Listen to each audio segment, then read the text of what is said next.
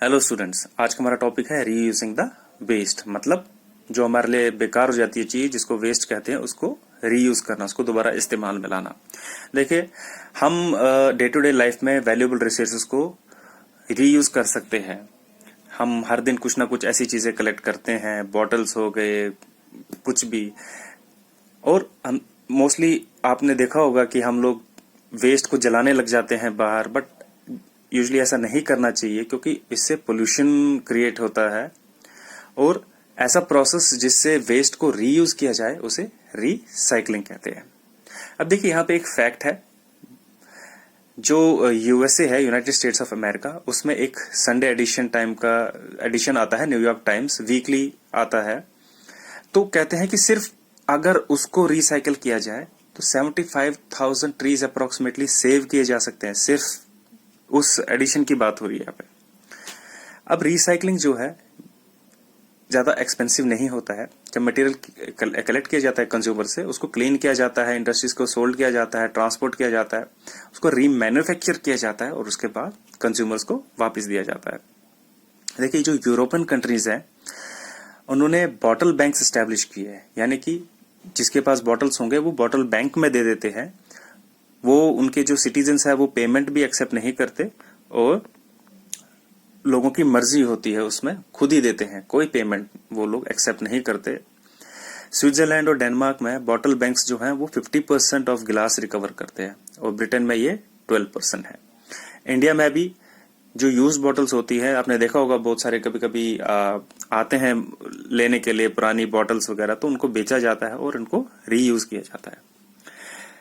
तो जो कंट्रीज है जहां पे ग्लास मिल्क बॉटल्स जो यूज होती है, यानी कि दूध जो उनको मिला जाता है बॉटल में ही मिलता है, वहां पे एक एवरेज बॉटल जो है वो डेयरी से जो ट्रिप मारती है, आप लोग 30 बार, उस एवरेज टर्म्स में बोले तो 30 बार आना जाना एक बॉटल का हो जाता है डेयरी से।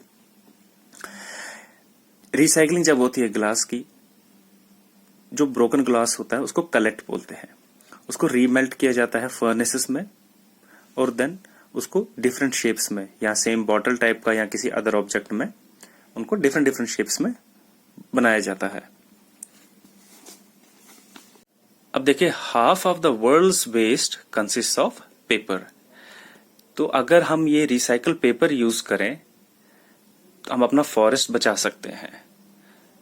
रिच एंड वाइटल रिसोर्स जो है हमारे एनवायरमेंटल बैलेंस के लिए, वो स्टैब्लिश रहेगा, बचा रहेगा फॉरेस्ट हमारा। बहुत सारी कंट्रीज ऐसी है जिन्होंने न्यूज़पेपर पल्प को इंपोर्ट करना बंद कर दिया पेपर मिल्स के लिए। इसकी जगह वो क्या करते हैं, वेस्ट पेपर इंपोर्ट करते हैं और रीपल्प करते हैं and then reuse. Plastic scraps को भी रिसाइकल किया जा सकता है और उनको डिफरेंट डिफरेंट ऑब्जेक्ट्स में बनाया जा सकता है। बट इसका जो है रिसाइकलिंग इतना सिंपल नहीं है।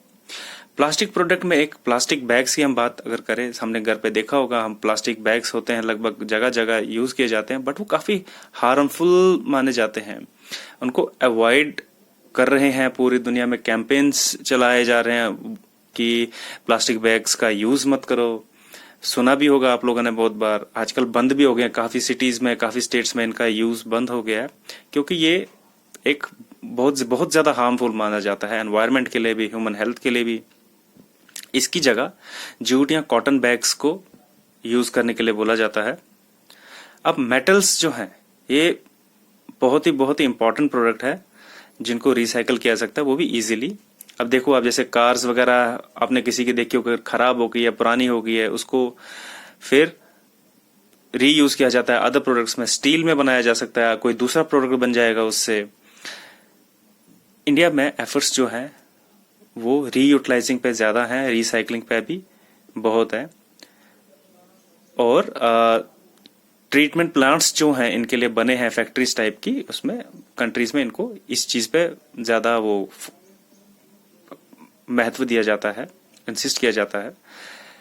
The national environmental engineering research institute, इसको शॉर्ट में नीरी बोला जाता है, नागपुर में है, वो इस चीज में इन्वॉल्व है ताकि डेवलपिंग सुटेबल टेक्नोलॉजीज, उस जिससे कि वेस्ट का ट्रीटमेंट अच्छे से हो, कैसे हो, क्या क्या बन सकता है किस चीज से, तो वो ये उसके साथ डील करती है। रिसाइकलिंग पैसा भी बचाती है और एनवायरनमेंट भी बचाती है। 3 Rs, ये बहुत इंपॉर्टेंट है। 3 Rs में पहला रिड्यूस आता है, यानी कम यूज करो। दूसरा रीयूज आता है कि उसको दोबारा इस्तेमाल में कैसे लाया जाए। और तीसरा, जब वो प्रॉपरली मतलब यूज नहीं हो पाएगा तो उसको फिर रिसाइकल के लिए भेजा जा सकता है। तो ये 3 Rs जो है एक हमारे प्रिंसिपल्स में आ जाता है एनवायरमेंटल के, कि कैसे कम यूज करो, दोबारा यूज करो और रिसाइकल करो। थैंक यू स्टूडेंट्स, यही था हमारा आज का टॉपिक।